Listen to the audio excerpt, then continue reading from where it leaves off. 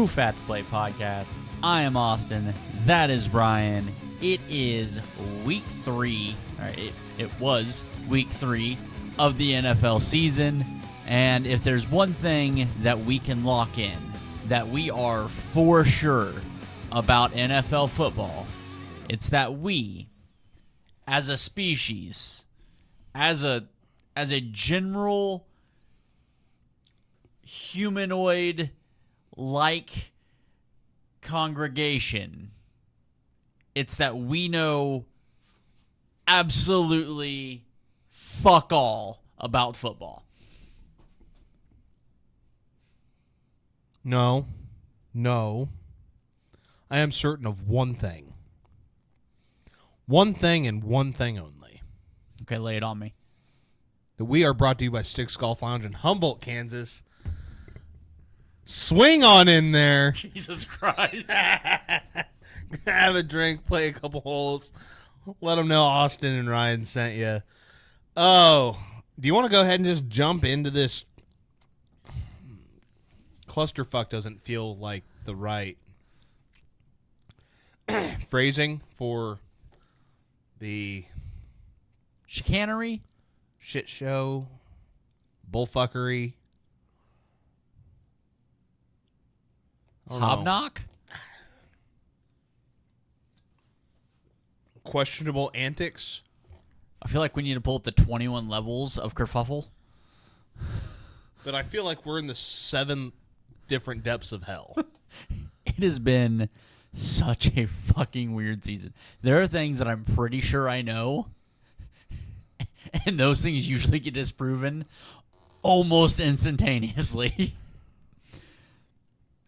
What we do know, the Patriots are not good, I think. Maybe. I mean, they did beat the Bengals, but I'm pretty sure the Bengals are also not good. Right. But All right, so Thursday night, I really thought, obviously I picked the Pats to win. I thought there was going to be a lot more fight out of the Patriots against the Jets, who Aaron Rodgers coming out and said in the locker room after the San Francisco game, I told everybody that they're going to count us out week 1. Not that I've seen anything in the last 2 weeks that says I was wrong. say the Jets' offense at least looked coherent in this game, and I'll give them that. Rodgers made some throws that made you go, oh, okay. Rodgers is starting to look a little more like Aaron, and I'll say that for Aaron and Kirk. They're both starting to make plays that are a lot more reminiscent of what those quarterbacks are in our minds. Right.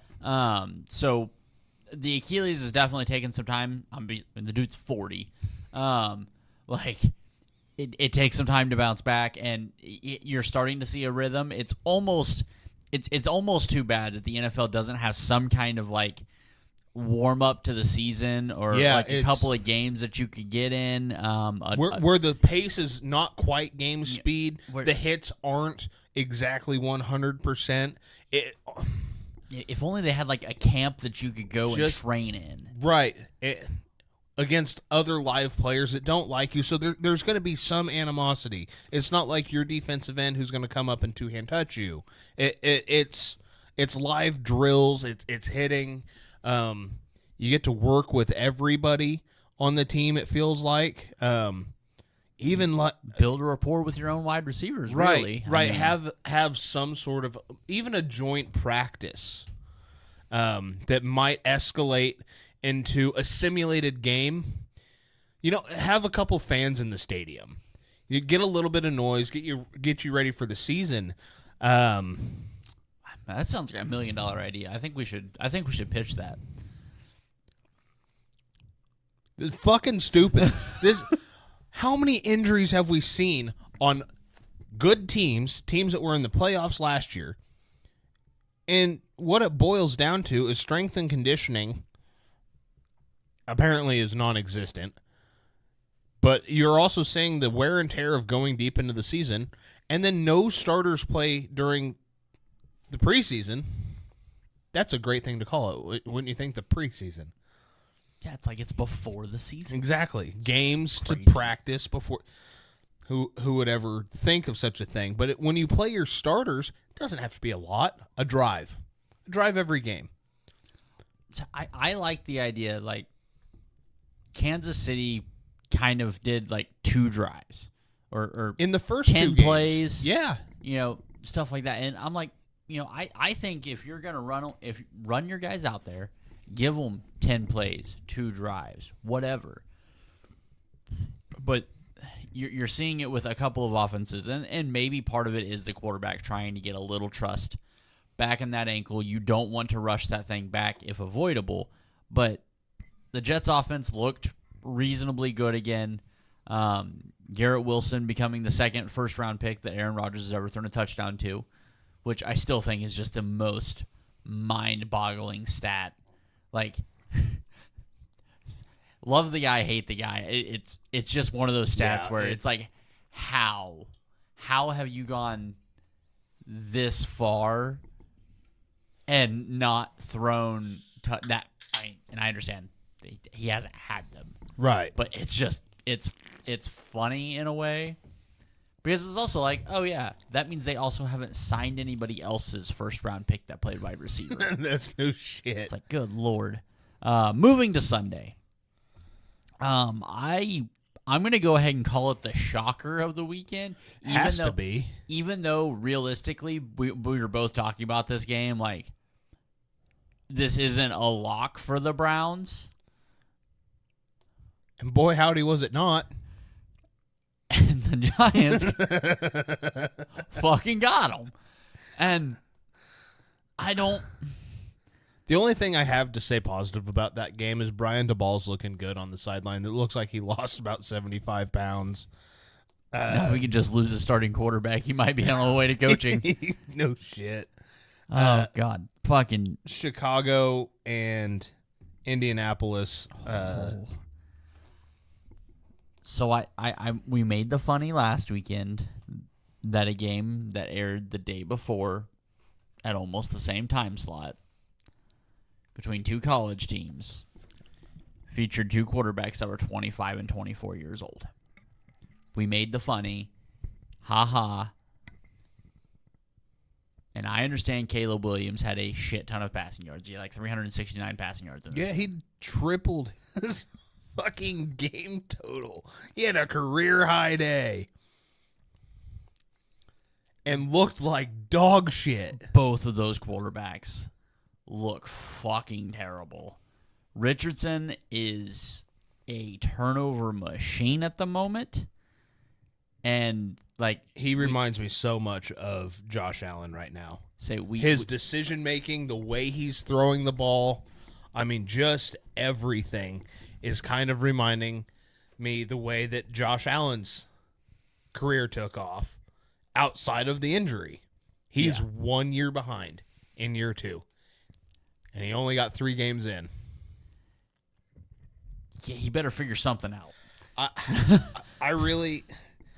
That was his whole thing coming out, was everybody was kind of on the fence about him, which I guess they should have been. But he was no surefire. He was the most athletic, gifted quarterback in that draft class. I mean, he's athletically, you're talking one of the premier athletes to play the position. I mean, you're talking when you're trying to put a class together, it's like him, Cam, Josh, and quite frankly, Josh isn't the athlete that Richardson is. Right. And I feel like he's cut out of that same cloth. I do feel like once Brian DeBall is fired in New York and he goes back to being an OC, because he's obviously not returning to Buffalo. That never happens unless like something stupid in the world. Jason Garrett, maybe? I mean, Matt Nagy is the OC for the Kansas City Chiefs. There we go. That's perfect. But he ends up in Indianapolis. We see it. I've seen this play out before. I've seen the project quarterback taken high in the first round. It was a reach. Like, I've seen this. On the other side of the fucking football, outside of Jamarcus Russell, how many times has a consensus #1 overall pick been this fucking bad? That started immediately. Bryce Young, but I mean... All we have to do is go to the year prior.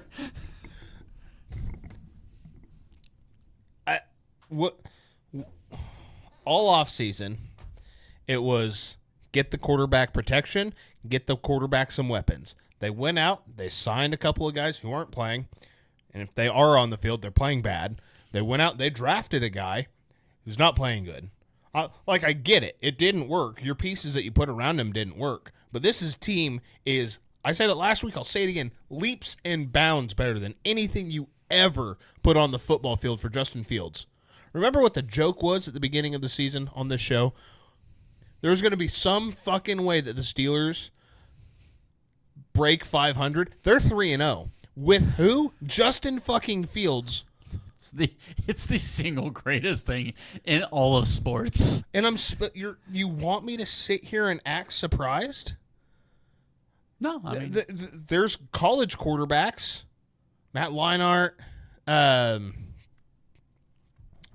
Trevor Lawrence, Caleb Williams, that don't translate to the NFL. I said he was a head case before he got drafted. I don't know what you want from me. I'm not yelling at you, Austin. I know you. I don't know why you're telling me. I get it. I get it, but it has to be fucking said. I don't like being the hater. So are you telling me that you don't have Caleb Williams at the top of Mahomes Mountain? Fuck no. There was supposed to be a new Mahomes Mountain today, and I don't remember seeing it. I'm going to have to look now. Unless he's changed it. I thought it was on Tuesdays, but maybe it's Wednesday. Knows? Oh, holy shit.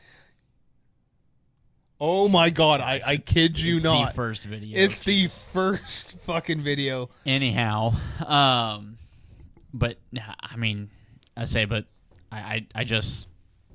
do have to kind of laugh a little bit because I mean, both of us want Anthony Richardson to be good, but holy shit. I mean, everything that's being said about Caleb, I mean, you can repeat the same thing about Anthony because Anthony has looked fucking terrible. He's looked terrible. The decision-making's been terrible. He's made like 5 throws this season where you're like, holy shit.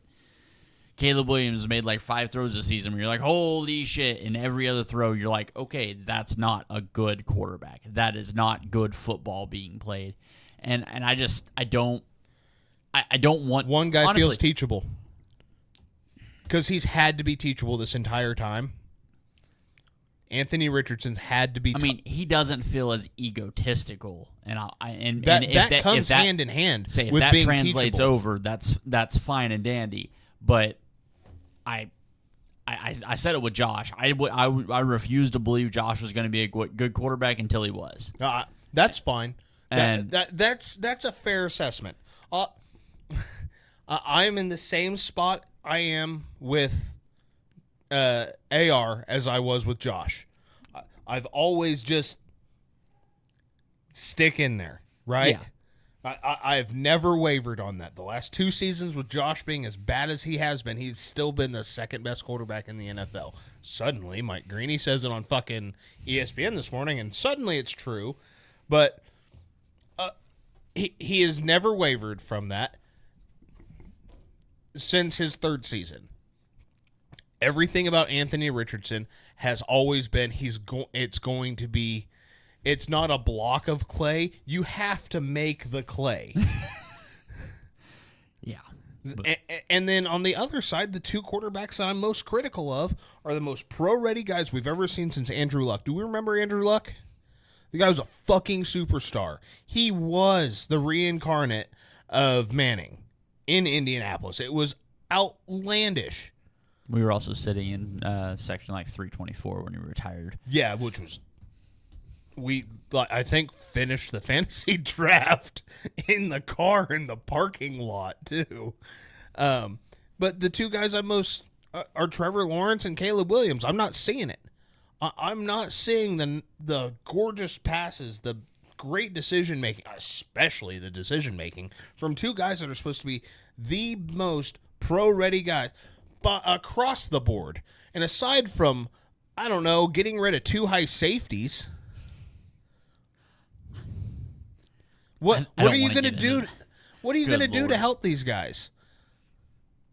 I think, and I was watching. I don't even know what it was recorded on, or what the panel it was. But I know Brady was on it, and I think.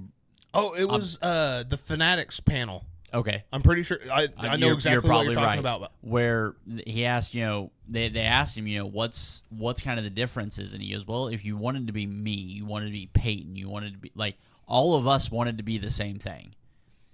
You wanted to be a field general, and that's the part to me that's missing, is your quarterbacks don't want to be your quarterbacks are trying to be playmakers, not field generals.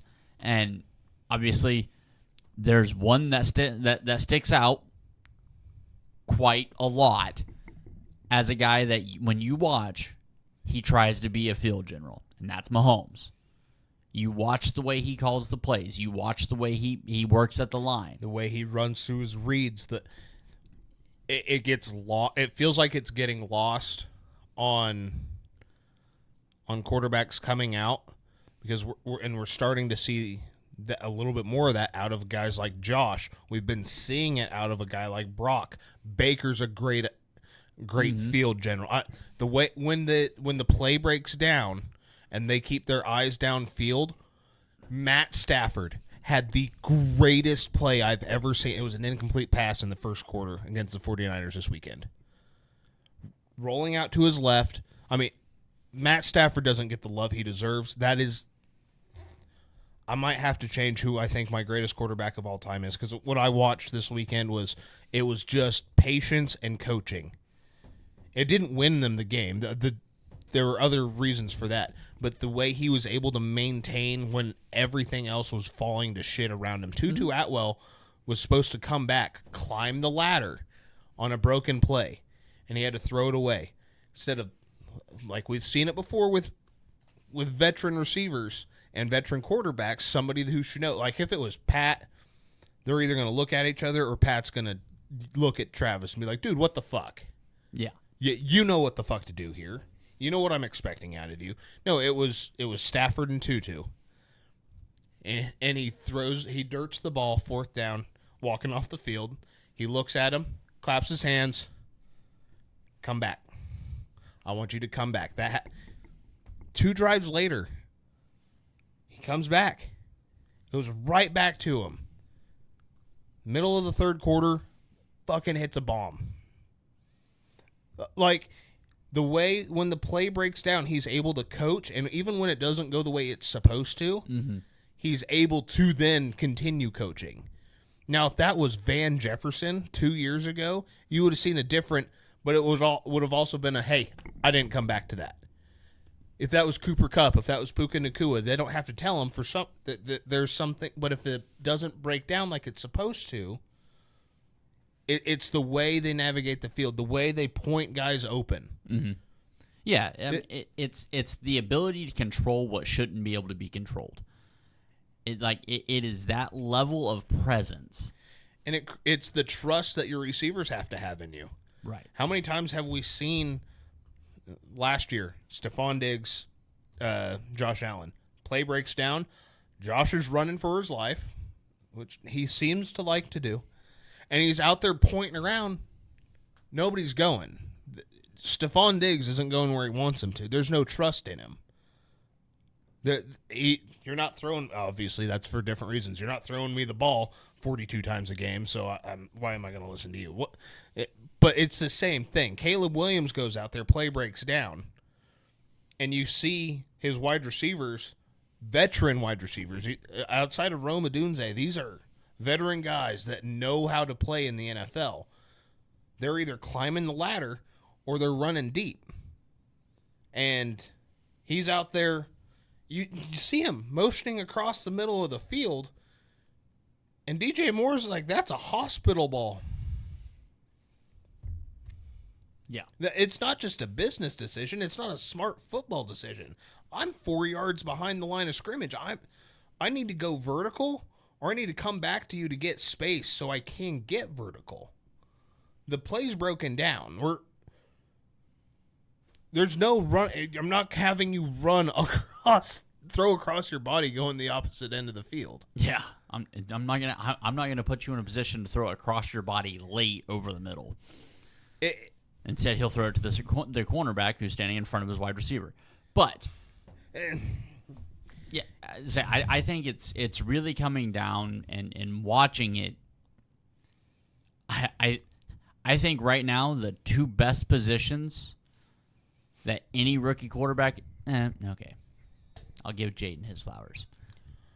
The two quarterbacks that are benefiting the most from this season right now might be Penix and McCarthy.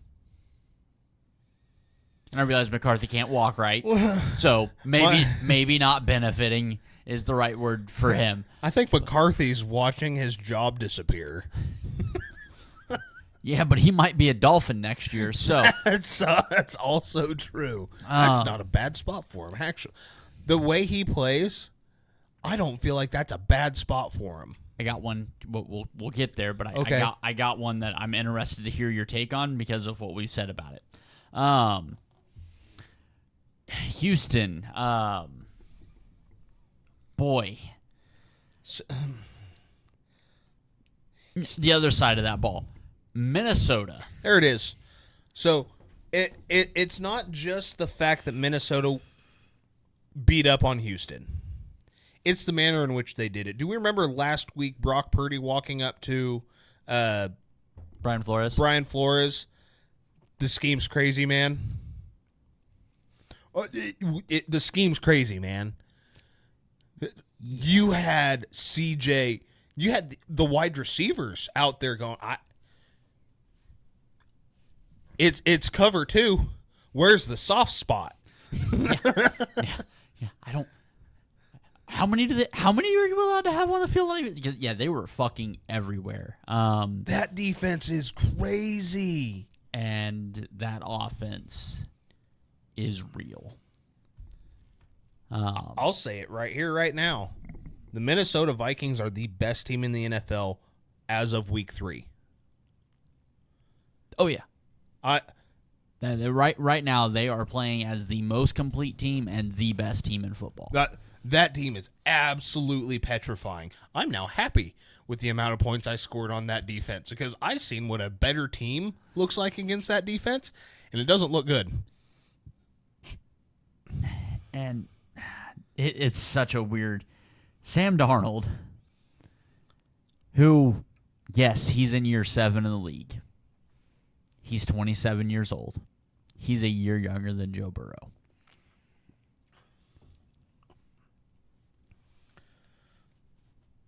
It took a while. But when somebody built an offense that, well, you can't say built it around him, but built an offense to slide him into. For him. I mean, put guys around him that are competent. You put offensive play calling behind him that is competent. You put a defense on the other side of the ball that is a fucking problem. Like right now, he's probably not. Should be front runner for MVP. I realize it's week 3. But you have to have that conversation. I mean, right now he's been a top 3 quarterback. You talk about the teams that are 3-0 right now. He's the best playing 3-0 quarterback we have at the moment. And I mean, the other argument there is Josh, and I'll gladly have that. I'll gladly be like, okay, you know what? If you want to go Josh, go Josh. If you want to go Sam, go Sam. Like, that's fine. But Mahomes hasn't looked good. No, my argument, I guess, against Josh is that they're running the football. They're asking him to throw. He lit it up last night. When your offense is able to do whatever they want to, they're going to do it. Minnesota said, I've got Sam Darnold and Jay Jets. I'm going to launch this football down the field, and you're not going to stop me. And God forbid we're on the goal line. I've got a running back that's going to punch it in. Dude, Aaron Jones makes that fucking offense, especially in the red zone, just that much. They need to be looking at an extension for him right now because he's a free agent at the end of the year. Yeah. That team is so good. For their sake, I hope it maintains. I hope that's the team we see in the Super Bowl. That would be incredible to see Vikings fans finally get one after years of torment. That's the team I'm rooting for right now. It's hard not to, especially with kind of the stories that go around it, and obviously the love that I think everybody has for J-Jets. Should. I mean, I love watching that dude play football. It is great. But, dude, to do that to Houston, a team that I genuinely believe might be the best team in the AFC, that was impressive. Not impressive, Eagles Saints. First off, where the fuck was Rashid Shaheed? Where the fuck was Derek Carr? I watched like 3 snaps of that game, and all 3 snaps, it was Derek Carr putting it up for Shaheed in the end zone, like 45 yards out. I'm like, there it is. Because I started in fantasy. That's why I picked him up, and then you realize Darius Slay and Gardner Johnson were both on him, and you're like, he's like the number 3 receiver. Why are your top 2 defensive backs running down the field with him? Why is there safety coming over the top? Wait a minute. Why are both safeties and your corner on him? Why did Reed Blankenship just pick that off? At all times. Dude. Every time he released off of the line of scrimmage, that safety was coming over the top. He didn't know which side he was going to. He was just like, I'm going to one corner of the end zone. I might have time to get to the other one if I need to. Yeah. It was so dumb. That game sucked. It did, dude. I watched so little of that game because I was like, yeah, because it didn't even pop up on Red Zone. Yeah, it was barely even on Red Zone. I'm just like, no, I'm not gonna. It was a bad football game. I'm not gonna watch that. Both defenses looked good. Neither offense looked accountable. I say, aside from Saquon's big run. Yeah, which he had nothing the entire game. He was being fucking strangleheld to fuck all, and he breaks one loose. The Eagles fans that are coming away from that game going, we fucking knocked down the Saints. No, you got lucky. A linebacker fell over, and Saquon was able to run free. Yeah. That's all that happened. It was a breakdown in coverage. Somebody bit too far. Yeah, they went with the flow of the offense. They turned that back. But it was such a bad football game. I'm just looking at a stat line. 17 carries for 147. So that number is impressive. Again, 65 of that was 1-1 carry. 4 catches for 9 yards. Saquon's not a catching back, man. He's just not. I don't know what else what people want me to say about it. But good God. Chargers and Steelers. I was expecting this type of game throughout the season for the Chargers. New head coach, and Justin Herbert was hurt. Say Herbert's hurt. Both your offensive tackles are now hurt. Bosa didn't play. The Chargers have a lot work. Like, I don't want this to sound wrong as a Chiefs fan. If I'm the Chargers, this Week 4 game against Kansas City means fuck all nothing to me. It's a get healthy week. You don't play Herbert. You don't try to press a tackle in. You don't try to press Bosa back in. Get healthy. Make this hey, Kansas City's going to play down to your level. That's what they fucking do. You're still gonna. It's gonna be a 3-point game, and you're gonna get a defensive pass interference called or not called at the end of the game. It's how this shit works. But if I'm the Chargers, I don't play anybody. I take 2-2. Try to get healthy. That way you have a chance to do something this season. On the other side of the ball, TJ fucking Watt. Congratulations on the baby. Or I guess congratulations on the pregnancy. That was kind of I don't know if you saw the pregame moment. Mm-hmm. That was fucking hilarious. Thanks for trying to get me out of my zone, JJ. That was great. That defense, man, it's gonna be fun to watch. What are the Steelers? 3-0. Are they any more than that? And are they any less than that? I've been waiting to rip one of these off. Your AFC North division leading Pittsburgh Steelers. If you would have told me this 4 weeks ago, I would have not only laughed in your face, I probably would have started crying and having a small asthma attack from trying to catch my breath. Okay, fine. We'll try this again. Don't do this one. Don't do it. Oh, it's same division. Hold on. Okay.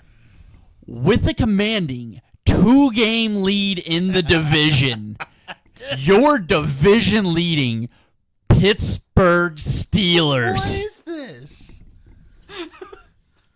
They are 3. Mike Tomlin is inevitable. The Ravens are 1-2. The Browns are 1-2, and the Bengals are 0-3. The Pittsburgh Steelers have a 2-game lead on the division. I love it. It's so dumb. And Tony Romo kind of called it halfway through the game. We seen some big boy throws out of Justin. We did. Dude, He kind of started stepping up. this is the best thing since Baker becoming better than Deshaun. Man, that was just last week. I know. This NFL season is so fucking drunk. It's so phenomenal. But no, Justin made some plays. He made some big boy throws. He made some big boy runs. And you didn't see some of the questionable decision making. Yeah, he completed 77% of his passes. He settled down, ran when he needed to, dumped it off when he had to, and when the big play was open, he fucking put it up. He might not complete all of them. I get it. George Pickens, you're still trying to get that deep ball down. I've seen a couple of deep throws to whoever 19 is on their Calvin Austin. Thank you, Calvin. And he connected on one to Calvin Austin. Mm-hmm. Deep, big boy throw. Yeah. I love it. It's so great. Love it. I fucking I don't know what the Steelers are. Cuz I'm pretty sure the Steelers are still a 500 team. Yeah. That's the other thing. Outside of their defense, if the offense keeps playing like this, oh, the offense keeps producing like they did this week. If they take another step Holy forward. Shit. Whoa. At that Russell point, Wilson, you are a Dolphin. We'll get it. I don't want to talk about that. At that point, I have so many quarterbacks that I'm just gonna fire off randomly. Josh Dobbs, Jimmy Garoppolo, Carson Wentz, Bryce Young again. But if this team keeps getting better, let's just say, for some fucking reason, the Steelers start out 6-0. Right? Do you remember that conversation we had to have because some other fucking podcast was one guy on that podcast was trying to claim that Mike Tomlin wasn't an all-time great head coach? So dub week 4, they play the Colts.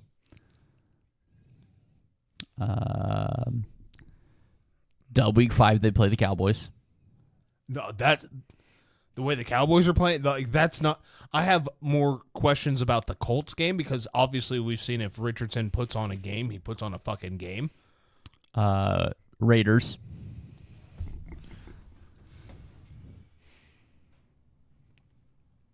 I would say, and it could be questionable because God only knows what they'll be at this time. I think their first true, and I mean, if the Cowboys figure their shit out, but I have serious doubts about that defense, and quite frankly the offense too, but mostly the defense over there. Their first losable game, they play the Jets week 7.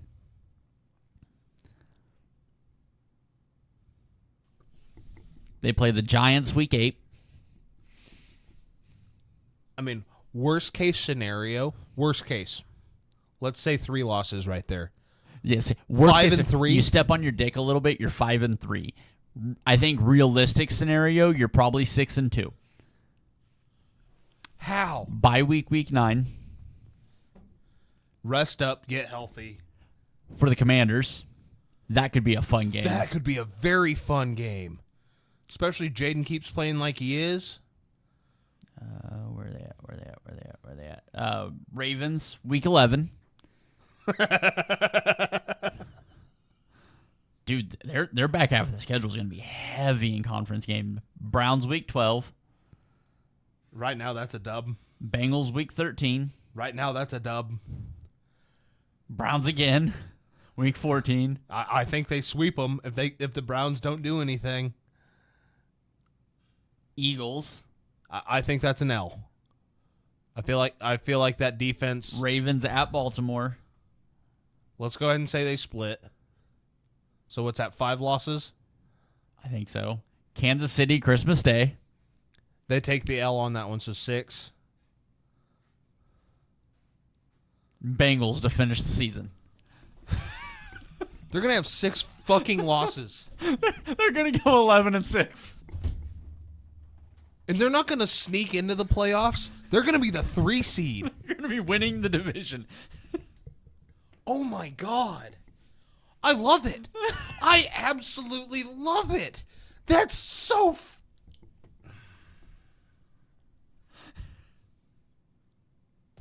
I love it.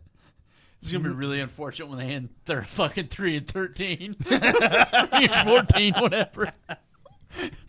We're going to look like a couple of jackasses then. Oh my god. Oh, holy shit. But that's something. But, dude, I don't know. That team is so much fun. That's something I haven't said about the Steelers in 3 years, is that team's fun to watch. Well, they have a quarterback. You don't have Mitch Trubisky playing quarterback. Or But Kenny Pickett. I'm calling my fucking shot right now. By the end of the season, he will not be busting Fields. I've already given that out a little bit, okay? I'm calling it my surprise of the weekend. That's, Denver throttling Tampa Bay. What the fuck? I have nothing. Here's what I have to say about this. This was on the top left TV screen. I watched every bit of it. And it wasn't the Bucs playing bad football. They just got straight up beat. Is this because we both praised Baker Mayfield? Maybe? I feel like this is because we both praised Baker Mayfield.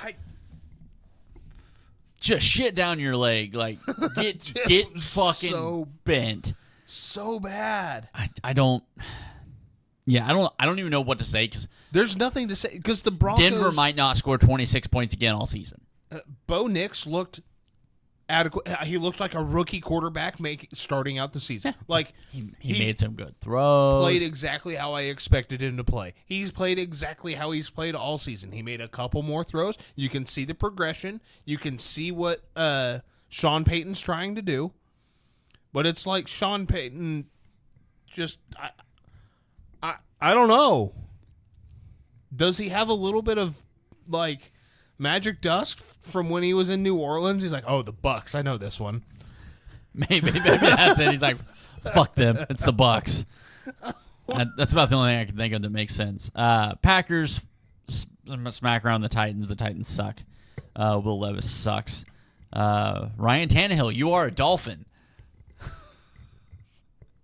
We're not to that game yet. Oh, sorry. Malik Willis, you are a Dolphin.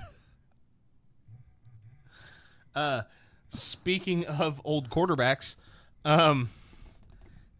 Andy Dalton made the Panthers look like a viable football team. And that is No. He made them look like a good offense. That was the only change. That was the only change. You haven't led a football game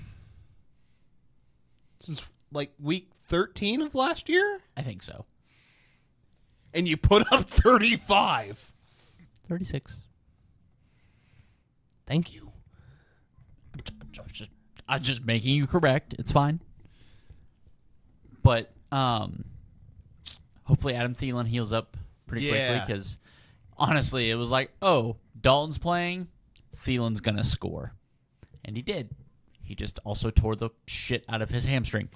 The fucking Raiders, though, man. Antonio Pierce literally called out his team.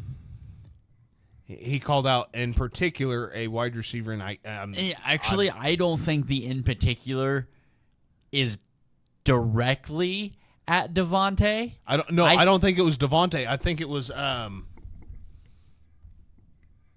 fuck, I can't remember his name now. God damn it, the other veteran receiver they've got. Jacoby Myers? Uh-huh. I don't think it was him. I don't think it was him. They were putting the ball in his hands a lot late. Jack Jones. Thank you, Jack Cornerback. Jones. Yes, corner, not wide receiver. Yeah, no. That's exactly who he was talking to. There were a couple of business decision plays. When you just you touched the running back and then watch your teammates tackle him. Yeah, Jack Jones is about to get the same treatment he got in New England. And in case you're wondering, since the trade rumor fired up pretty hot and heavy this morning, no, I would not like him in Kansas City. He's a great cover corner. He's quit on 2 teams. I'm good. Yep. I agree. Honestly, for the same reason that I'm really not sure I want Devontae Adams. There seems to be a little bit of the tude. Yeah, you can have all the talent in the world, but if you're going to quit on your team because shit's not going the way you wanted it to, first off, I don't want to be that guy. Okay? I don't want to be that guy, but I'm going to be that guy. You went to the goddamn Raiders. At what point, since Jack Del Rio, has that been a landing spot for winners? Hey, man. I feel like Antonio Pierce is working in the right direction. He feels very Raider as a head coach. The culture feels there, and hell, him calling out there were business decisions that felt very Raider-esque. Yeah, I think Antonio Pierce is the right option. I think he's the right guy. I think you're going to have to live with the decisions of the previous regime a little bit. You can't give up on him right now. He's going to have to go through and clean house. The guys that are not buying in have to go. Guys that said they've bought in so that they have a roster spot and a paycheck and aren't, they're going to have to go. Yeah, one of those guys has a $44 million cap hit next year. Yeah, you're going to have to find a way to trade that. I feel like it's easy to trade that to you know where he goes? The Jets. I was going to say Philadelphia. I think if he's going somewhere, he'll find it. He'll force his way to the Jets. I think because fuck. We all know you throw him in the fucking Jets offense. Garrett Wilson becomes absolute second fiddle because Rodgers is going to force feed Devontae, and Alan Lazard may as well be shriveled up dust. Yeah. Seahawks, Dolphins, man. I don't have the Dolphins don't have an offense with Skylar Thompson. Skylar Thompson gets hurt. I'm sorry, Tim Boyle doesn't get me hot and bothered. Not only that, they've never had much of a defense outside of Jalen Phillips, who's still wrecking games single-handedly, but he's not enough to... Yeah. Moving on. Lions, Cardinals. Was honestly hoping this game would be a little more firepower-y. It was still a great game. It was a great game. Was hoping the... We've seen what happened when the Cardinals get bullied. Because last week, the Lions got bullied. They weren't going to let that happen again. Yeah, and that's exactly what we both said coming into this game. And it's like, okay. That's not to say the Cardinals didn't throw a couple of haymakers. But you've seen it. Alec Anzalone out there was flying around. I mean, he ended up getting himself hurt. But you don't want the Lions off a loss. Yeah. It's just not where you want to get to the Fortunately, Lions. in the playoffs, you don't get to or don't have to. I still think the Lions might be the best team in the NFC right now, especially with what I've seen. Not the best team, sorry, the Vikings, the second best team. But if they were to walk into Minnesota and just eat the Vikings, it wouldn't surprise me one bit. So I think the top end of that division is going to be a lot of fun. And I think you get Jordan Love back and see, as long as the Pack look the way they have, I think that's going to be a really fun division to watch. I think the Bears are probably 5-6 wins. But I think the top end with the Vikings, the Lions, the Packers, if they stay healthy, they stay together, those are going to be some fun fucking divisional games down the road. My laugh of the week, the Ravens, for the most part, thumping the Cowboys, and then the Cowboys doing what the Cowboys do and making it close in garbage time. For 3 quarters, just throttled them. Yeah. There was no chance in hell. But it also felt like, yes, the Cowboys did exactly what the Cowboys do and march back in garbage time. But the Ravens also do what the Ravens do and allow teams to come back. Because it should have never been a 2-point game. Yeah. At no point. It shouldn't have been. The Ravens were the much better team. And the Cowboys, that weakness that they have had several times has continued to be exposed. You run directly at them, they will not stop you. And I want to skip my game for now. Okay. I've got some things to say. Get off my chest. Okay. We'll go Chiefs-Falcons. I'm not going to lie. I watched up until the middle of the second quarter on this game and then went to bed. I don't remember crawling my ass up the stairs and going to bed. I was already asleep by the time I hit the first step. Sometimes I forget just how old you really are. I don't care. I was exhausted. Kansas City is, welcome back Nick Bolton, because that dude was fucking everywhere. So yay for that. It was good to see him back, and of course he comes back and then he leaves the field twice because he's clutching his lower back. But I'm having, and I realized, as the guy that continuously said this last year, I'm having concerns about my offense. But that's funny because that's your team's strength, and I'm having a lot of concerns about my defense. But my concerns about my offense are a little bit different. I like our running back room. Even sans Pacheco. Carson Steele looked pretty good. I don't love our wide receiver room. Won't ever claim to. Rashee Rice looks like a legitimate number 1 wide receiver. Xavier Worthy looks like they probably reached on him. Juju, still confused why we brought him back. Travis Kelce appears to be retired. The backup tight ends, it's the same production you're getting out of them that you have for years. Sky Moore, I watched him try to block somebody and get planted on his ass. Expected. Don't love our wide receiver core. Don't hate the way they're playing.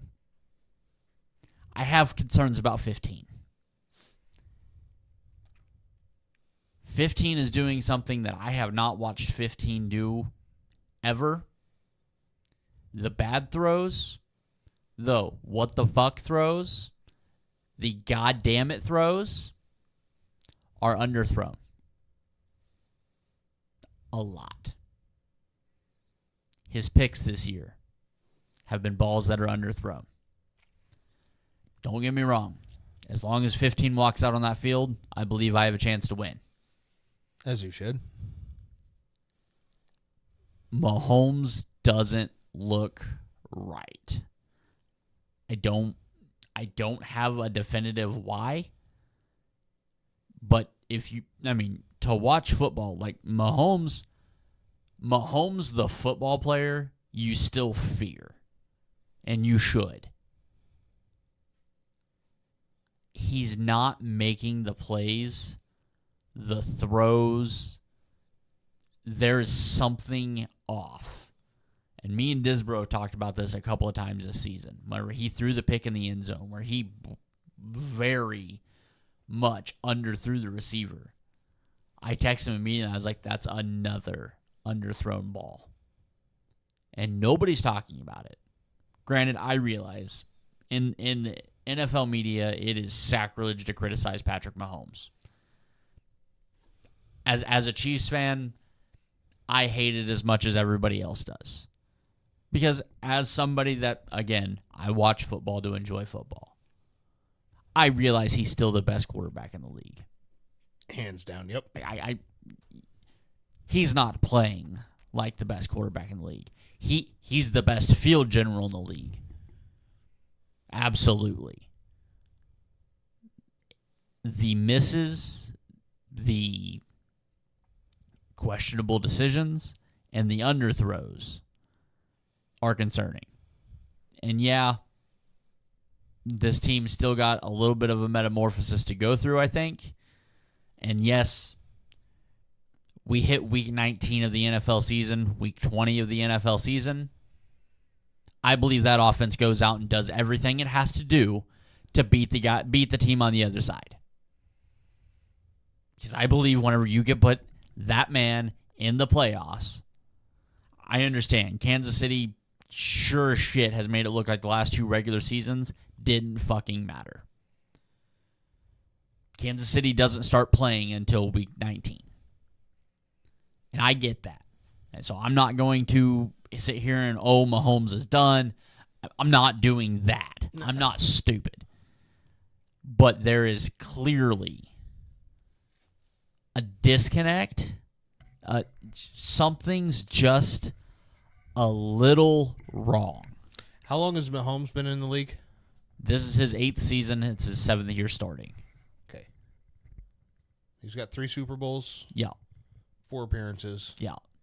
It's been the Kansas City Invitational every year in the AFC Championship game. Okay. I've seen this before. Right. Like I don't want to... I'm not jumping off the bridge. Right. For anybody freaking out over anything that's being said here, do we remember what 8 years into... Fuck me, I can't believe I'm saying... 8 years into Tom Brady's reign, 20-year reign looked like? Just like this. Which, to me, is signaling...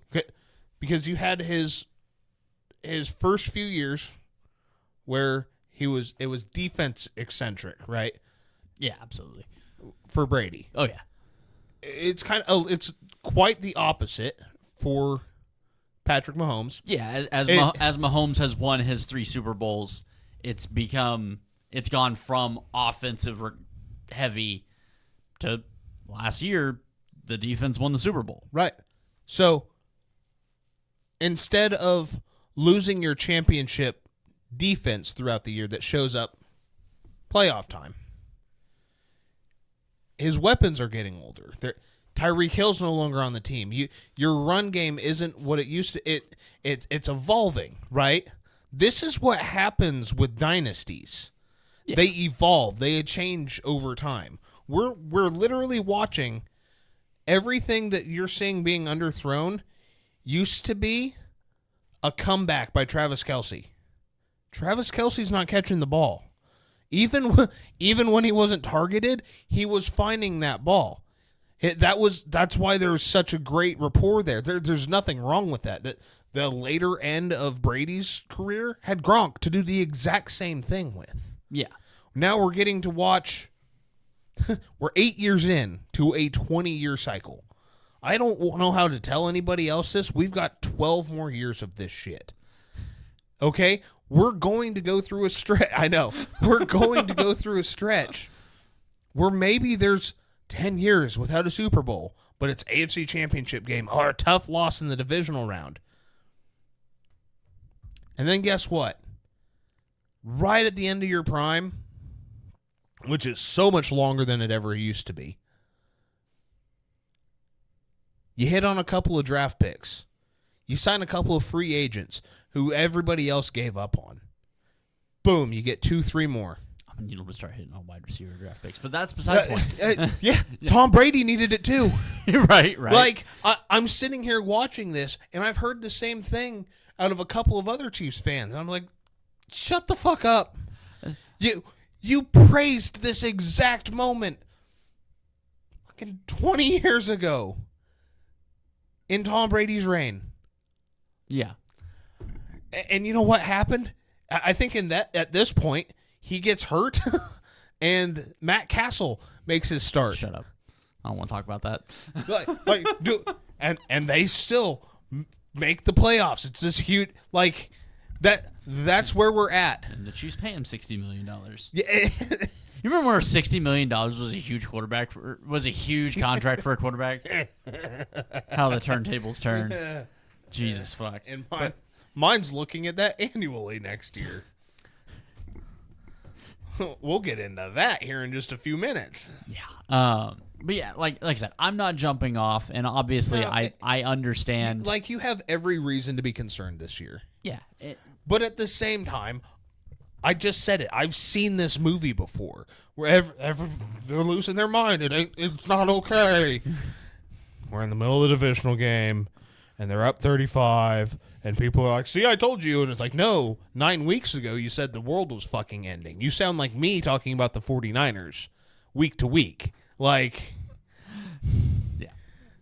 I want to see cleaner things from the Chiefs, but like I said, I don't mean to spoil it for you, but you're making it deep this year. I don't know how deep, but for the next 3 to 4 years, you're going to be saying the same exact thing. And then one day it's just going to click all together again, and it's going to be a reign of terror. I already told you when week 19 gets here, I'm good. Like, I'm not worried about the, like, I still think the Chiefs have probably I still think Chiefs-Texans is the best game in the AFC. Like, I still think that's the penultimate game for the AFC is that one. But it's just watching it does look a little bit off. No, like, it does. That's all I'm saying. I know it's.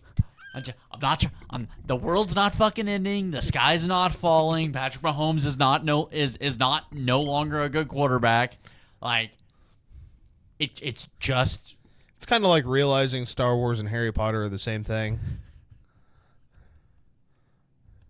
Harry Potter's just Star Wars with stupid lightsabers. Oh, that'll get me in trouble. Moving on.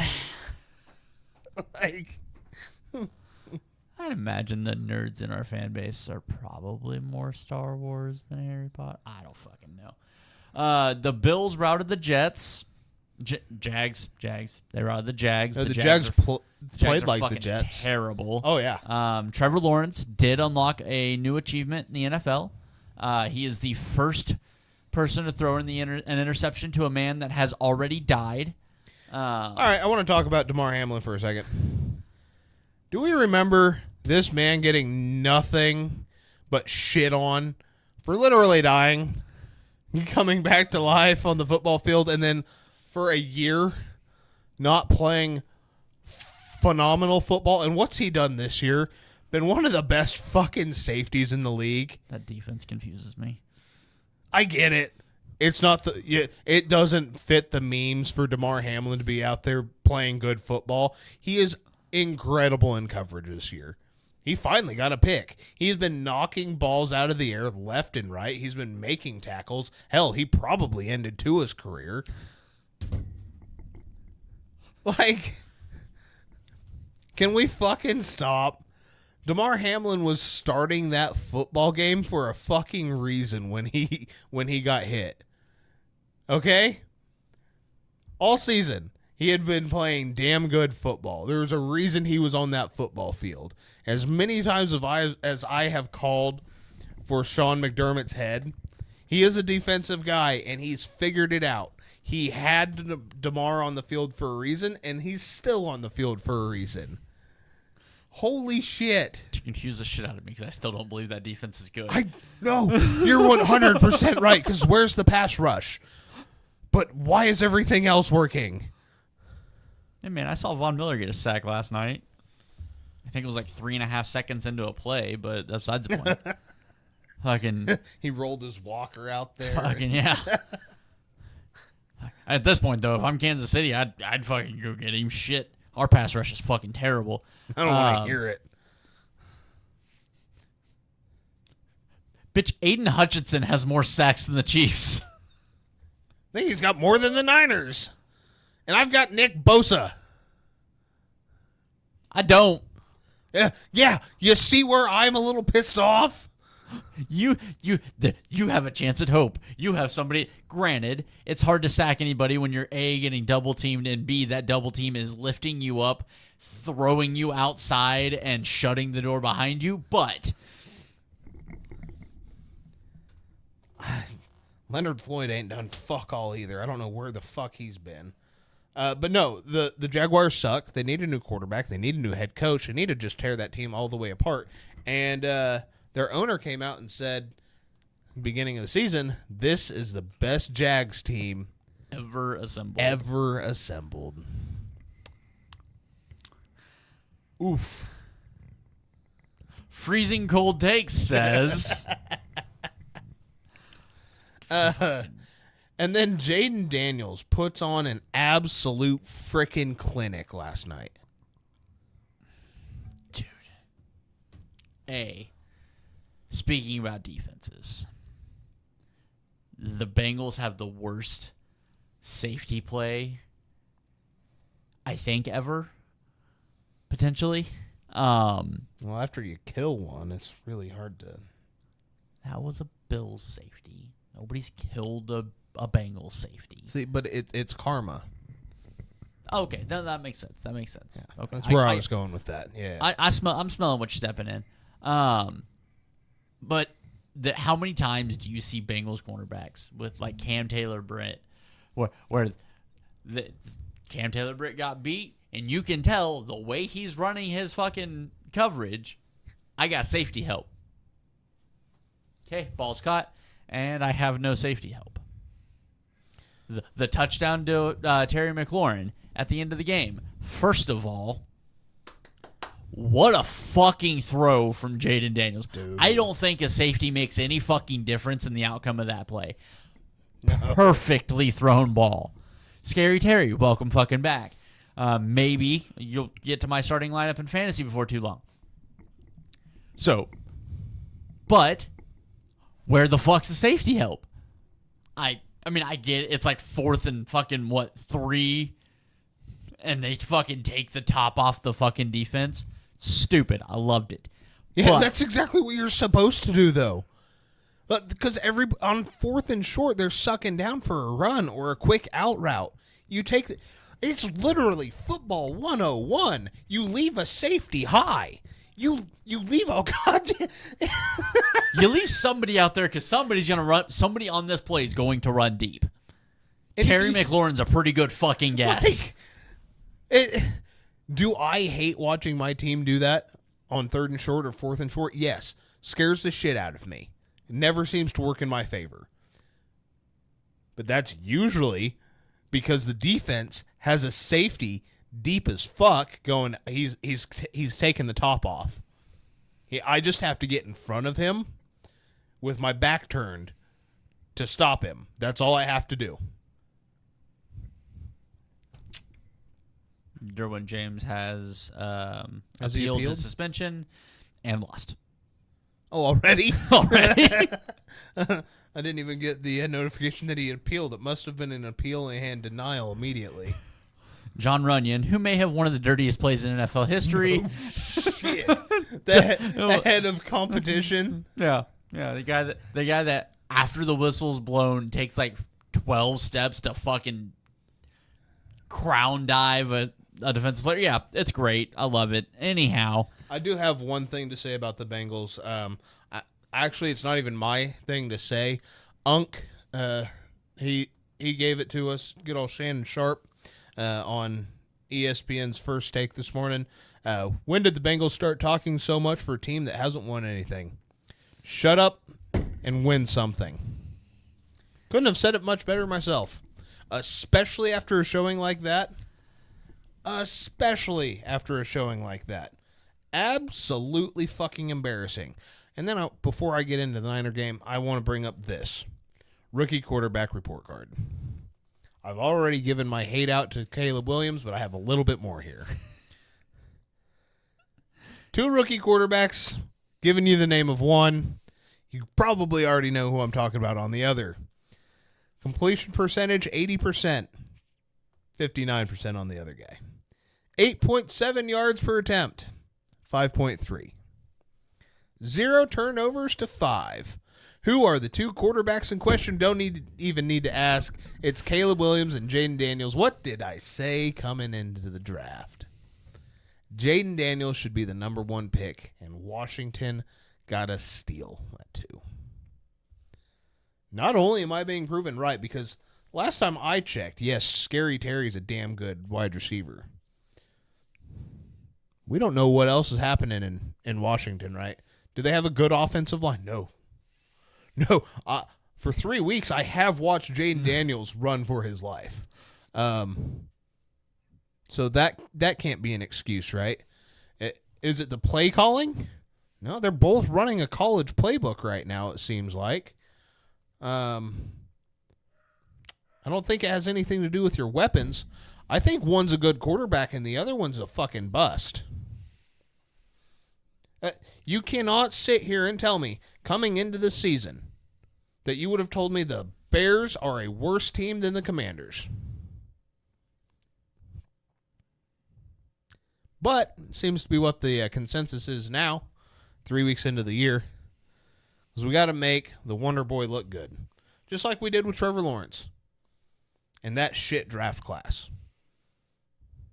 I feel like you buried the lead on the Bengals game before I got the chance, though. Oh, my apologies. I was excited for that. You just kind of went off on it, and I had a funny I wanted to make, and you just fucking.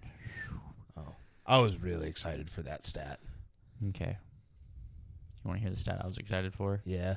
Joe Burrow's 0-3 as a lesbian.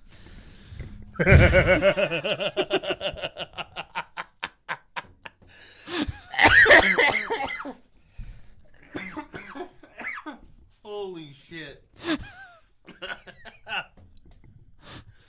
ever since Ellen DeGeneres took over the quarterbacking of the Bengals, they're 0-3. Enough about Stan. All right, we'll get into my game. Jesus Christ. Brock Purdy did it. If you have any more questions, I don't know what else he wanted to see. Is Juwan Jennings suddenly a first overall pick that I'm not aware of? Because I thought he was a 7th rounder out of Tennessee. Well, what don't you know his nickname? It's 3TD Juwan, obviously. Well, I didn't realize Christian McCaffrey was on the field. I didn't know that Taylor Saubert, still in the league, was George Kittle reincarnate. I had no idea. that your left tackle, who's supposed to be the best in the game, suddenly is admitting that missing training camp in the preseason is slowing him down in his pass protection.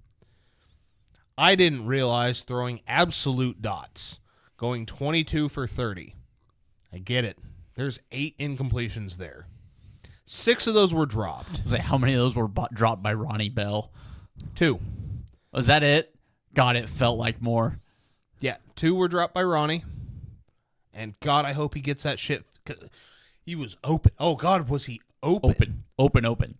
Real open. Actually, on the one that he dropped to seal the game, he was in double coverage, but he had a perfectly placed ball. Mm-hmm. So much so it hit both of his hands and he threw it down. And then Brandon Ayuk out there. So anybody that wants to tell me Brock Purdy missed Brandon Ayuk on what would have been a game-winning touchdown had he stuck his foot in the ground and threw it, after he drops 4 passes early in the game, are you throwing it to that guy? No, you're taking off and running for the 3-yard gain that you got. I'm sorry. That seems like the right fucking play to me. I'd agree with you, but but Mahomes threw multiple passes to Marquez Valdez-Scantling last year. My tendency is to agree with you on this.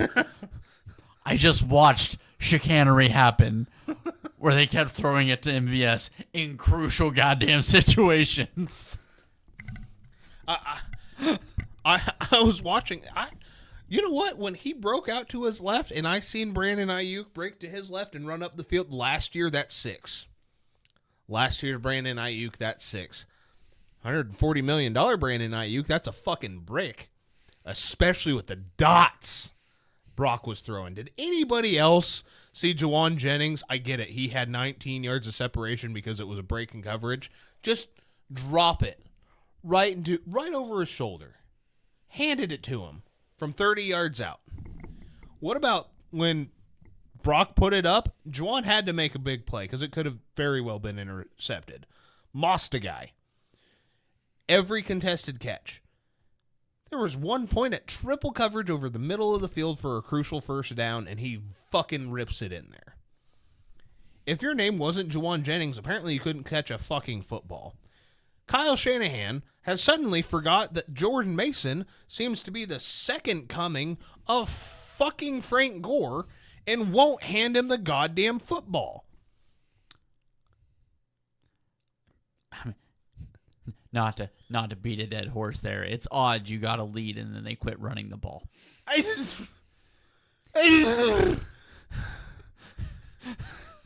feel like I complain about this every week. And then it's like week 8. It clicks. Maybe we should keep running the foot. Not that at any point did Brock do anything wrong. It's just funny how when you can get 7 yards on a run, how much time that takes off the clock. And how many yards you get. I was watching the play calling going, run the ball. 9 straight passes. Okay, I don't know how the fuck we got down here so quickly, but they're going to tighten up. Juwan Jennings did it again. Bounced off BA. Ronnie Bell bounced off Ronnie Bell. 55-yarder. Moody's good from 50. After that, he's 50-50. I guess Apparently Brock. So is Justin Tucker. Yeah, no shit. Apparently, Brock should have made that too. He should have made the catch for Ronnie Bell that he laid in his hands. He should have done. What more do you? He didn't have the Avengers. He didn't. Debo wasn't there. He didn't have a gauntlet, let alone the Infinity Gauntlet. Yeah, he had a 7th round wide receiver who fucking went off 11 catches, 175 for 3 touchdowns. How do you think he's feeling about that $7 million pay a year pay raise that he's getting? Where he looks over and goes, God. "They're paying you 30? What the fuck?" Oh yeah, I'd be pissed. Like, I am so happy for the. I have a stat right here, and this is kind of crazy. Brock Purdy was 29 for 52 for 409, 1 touchdown, and 3 interceptions, targeting Juwan Jennings in 22 and 2023. This year alone, he is 18 for 21, 276 for 3 touchdowns. He has been the most consistent wide receiver on the field. Which is insane because they brought him in to be the jump ball guy. 13 just puts it up for him. If Kittle's not there, put it up for Juwan. Ayuk's not there, run the fade. You want him in the slot, you want him on the outside. The guy's doing it all. It's absolutely incredible. And then where the fuck is my defense? You know what the Rams did really well this weekend was they made Fred Warner a non-factor. They kept the ball as far away from him as humanly possible. But just... It's very hard to do. Yeah, after playing him in multiple Super Bowls, I don't know how the fuck you keep him away from the ball.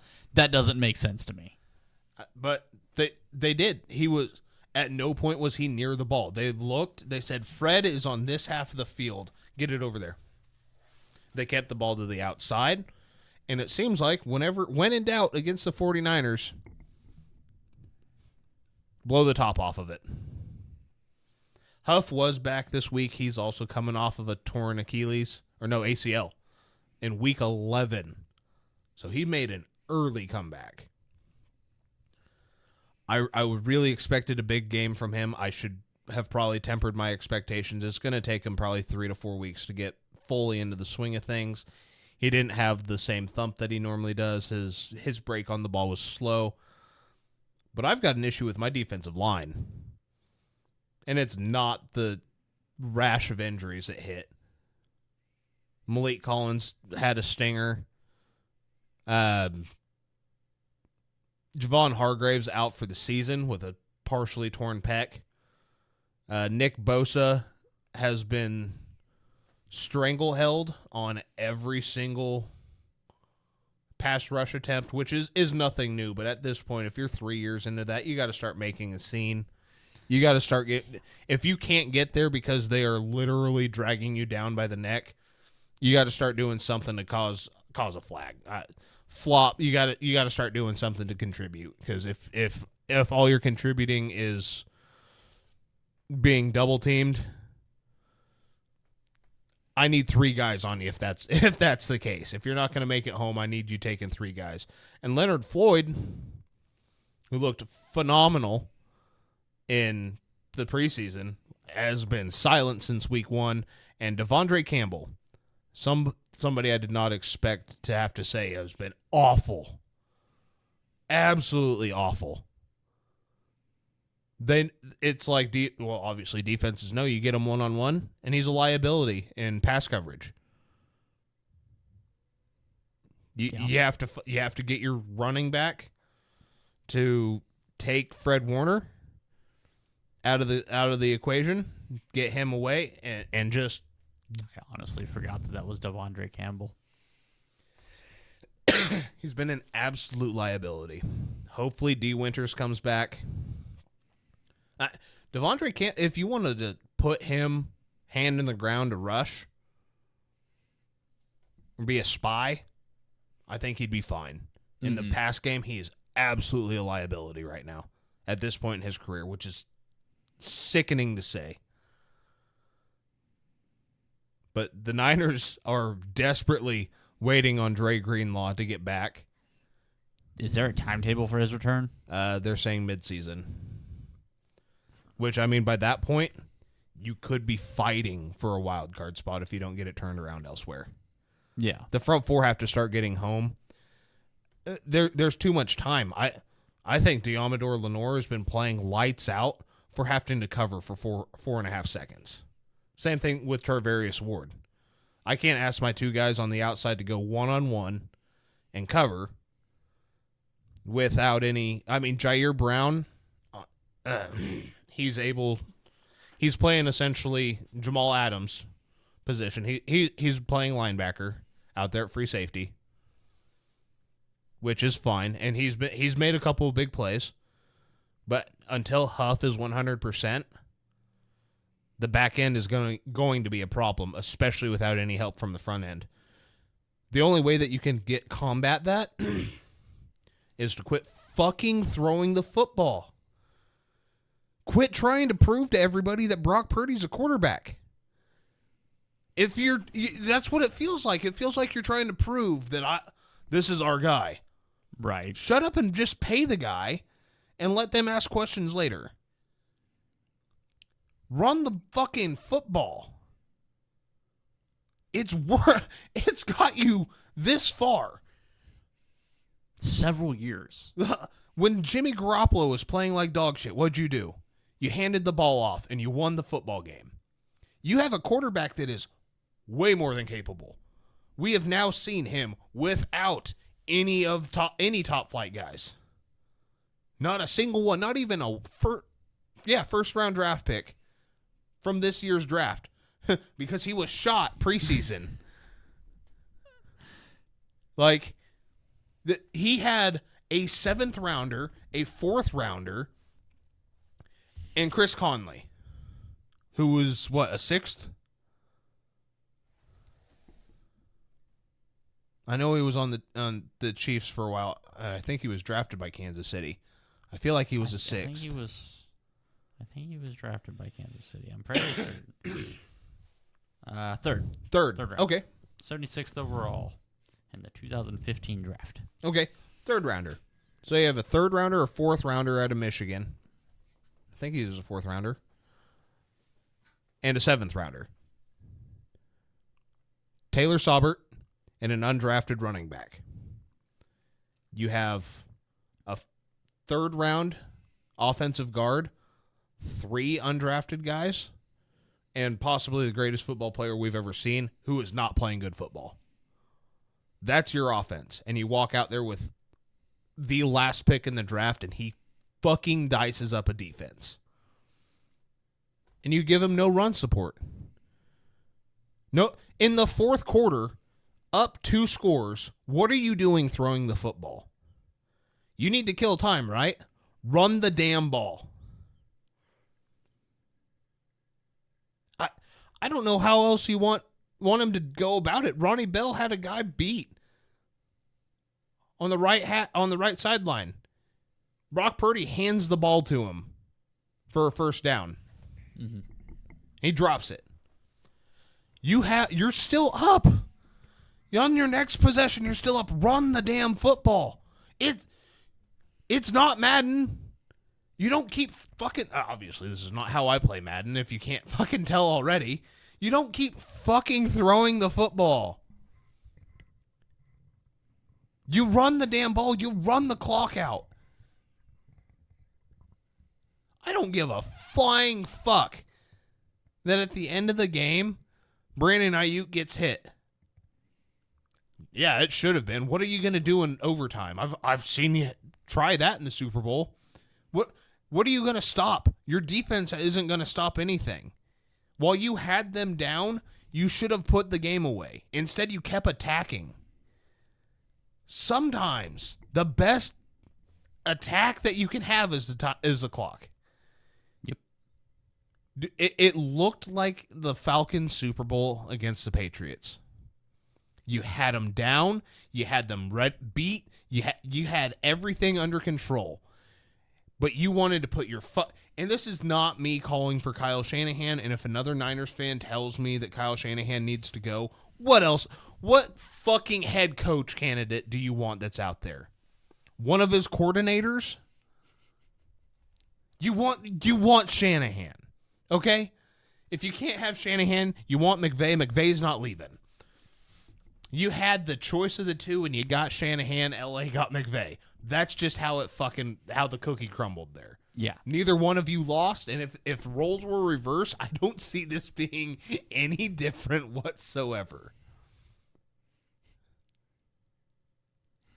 So, at the end of the day, it comes down to Shanahan getting in Shanahan's way.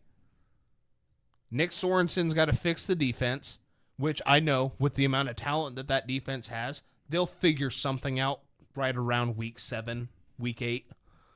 It's going to take me a while to get there. I have confidence in that group, especially with Fred Warner, the way he's been playing. Not very many offensive guys are going to be able to scheme out the best player on defense. Yeah. That's not going to happen week in, week out. On the other side of the ball, it's very simple. It really is. You just fucking hand the ball off. I get running your running backs into the ground has sent one to Germany once this season. I don't want to be that guy.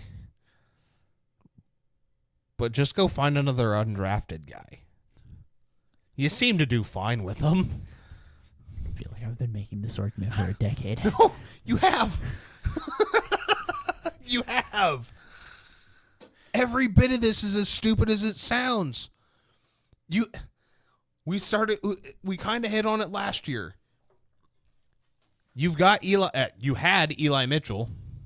Mix him in. Maybe make Eli Mitchell the feature back for a couple of games, especially on a team you know you're going to slaughter. Because there's games that you walk in with that offensive, and maybe not with the injuries they have this year, but last year there's games you walk in and you're like, we're going to slaughter these guys. 2-3, sit down. We're going to bring you in on third down if we need you. 2-5, you're up. Right now, you've got a young, undrafted guy. Run him. Run him into the ground. Yeah. You want to know why? He's cheap.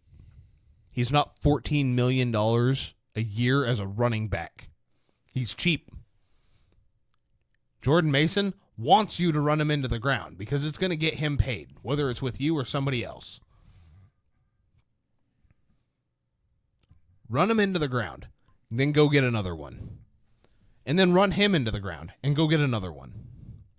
If your offense runs like that, that's what you have to do. You take a guy in the third round, make him your sacrifice. You take an undrafted guy, looking at Trey Sermon here. Like, this isn't hard. It's not hard to fix this. I'd say you should be 3-0. I'm not sure what you do against that Vikings defense any differently. You should be 2-1. Yeah, yes. You should be 2-1. I watched the Vikings game, and at no point, even when the Niners were trying to march a comeback, did I ever think that was possible, especially when Jay Jets blows the top off and Sam Darnold hits him for 97. Yeah. That's going to that combo, for some reason, is just terrifying. The Rams game, that's inexcusable. And to let it come down to a fumblerooski. Yeah. At the end of the game. I shut it off. I shut it off way before that. You had to tell me what happened. And I will say, I still believe that there probably should have been a flag on that last play. But yeah, there should have been. I'm glad there wasn't. What are you going to do? You're going to kick a field goal, more than likely not get the ball back, because there's just, the Niners don't get the ball in overtime unless it's the Super Bowl, and I'm still on the fence whether or not they made the right call. I feel like I'd want the ball first to dictate the game, but I also see I don't know. That one's a very tough predicament. With the playoff, the regular season rules, you take the ball. The postseason rules, you give your opponent the ball. That's the way I would do it. Just because, right? You have the ball last at the very least. Yeah, you know what you have to do. Mm-hmm. But in this situation, what you get a 50-50 shot, literally a coin toss that you get the ball or not. Yeah. Do you trust your defense to stop? And from that distance, I mean, you're still talking about probably a 50-yarder.